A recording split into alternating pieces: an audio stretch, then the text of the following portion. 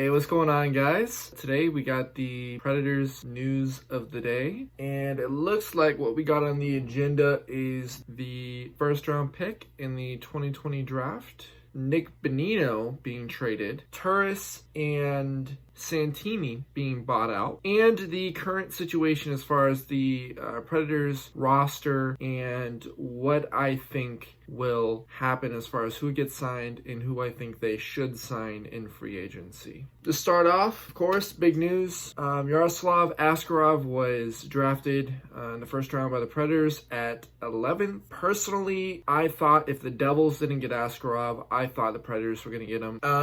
Looking at his stats, he's 18. I've heard a lot of great things. I've even heard that supposedly he's going to be like the next Vasilevsky or same caliber type player. The most hype a goalie's gotten since Vasilevsky was taken in the first round. And so, looking at his stats, it's just crazy. The kid is just crazy. Last year, 2018-19, played in 31 games, had a 2.37 goals against average and a 921 save percentage. What?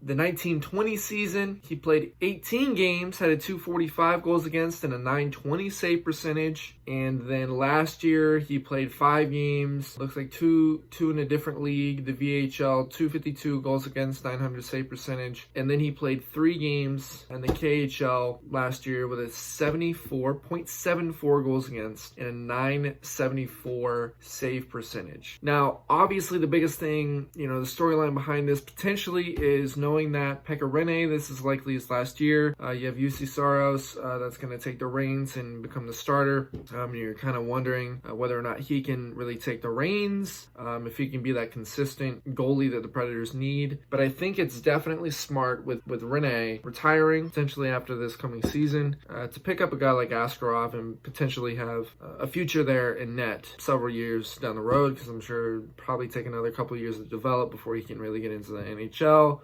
All that good stuff. So first round picks as far as for goalies have been seen or notoriously seen as a risk of some sort. I personally don't think that this is a risk. I think there is risk involved with it, but when you look at the statistics, him playing against actual men, not against junior players, kids, stuff like that, and he's still putting up in 3 games. I understand it's a small sample size, but 3 games to have a 70.74 goals against and 974 save percentage. Look, I mean, it's a good sign, right? It's a great sign. Now, next up in the news is Nick Bonino was traded, which I did not see at all.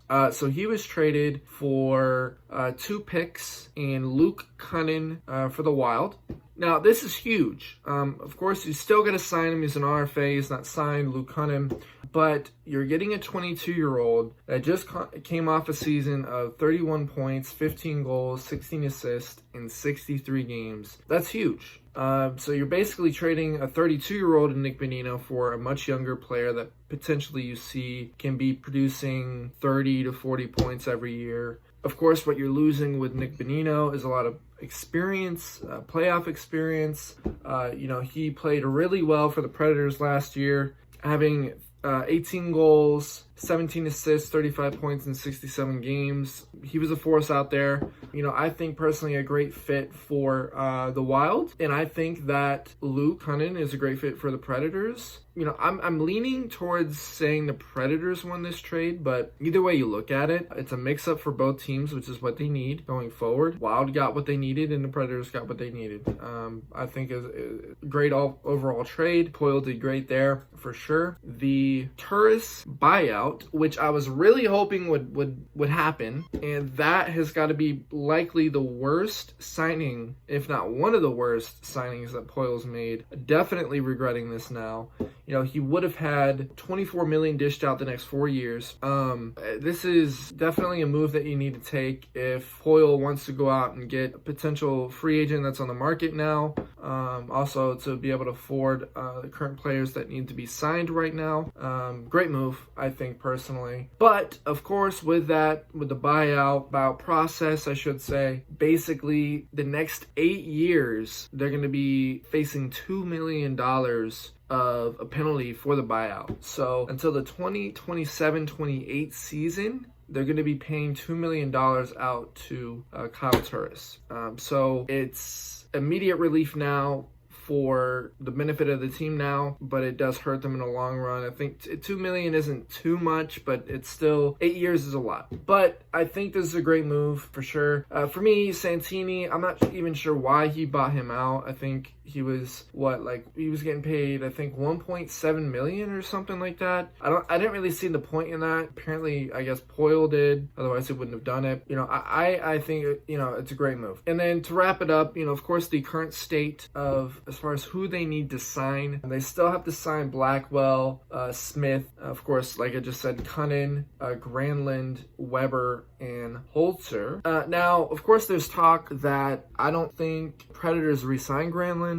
It didn't seem like a good fit in Nashville. We'll see what Poile does. I do think that Granlund hits the market and signs with someone else. I would be kind of shocked if he re-signs with the Predators. But you definitely need to sign Blackwell. You definitely need to sign Smith. They're going to re-sign Cunnin, and you need the depth pieces of Weber and Holzer for sure, I would think, right? And with those signings, they have $17.6 million in cap space currently. You would have to think with the current players that they have to sign, potentially they would have about maybe $10 million left of cap space after. Just around the ballpark guess. And of course now, this is who I think they should sign. You have potentially the cap space to do this. You don't have any upcoming major signings aside from Dante Fabro next season. Everyone else, the core, is signed to next year, so you don't have to worry about any kind of issue there. You have Alex Pietrangelo and you have Taylor Hall as an option to bring in for next season. I think the issue with this team is that it's too average.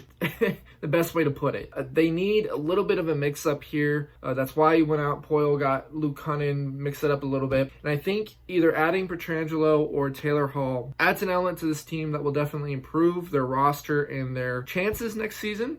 Personally, I think they should go out and get Taylor Hall. I think he would fit in really well. I don't see why they should get Pietrangelo because they have a solid defensive core. You got guys like Roman Josi, Ryan Ellis, Matthias Ekholm, Fabro, so on and so forth, right? So it would be a little odd if they sign Pietrangelo. So Taylor Hall, eyes on him. We'll see if he takes a bite at the Predators. But it should be interesting to see what Poile does here from here on out. I think what he's been doing so far has been great. It's already improved the team a ton. Yeah, that's about it. That wraps up this video. If you enjoy hockey content like this and you want to hear anything Predators, Lightning, or Devils, this is the channel for that. Please consider subscribing for more content like that. Give it a like if you liked it. And guys, take care.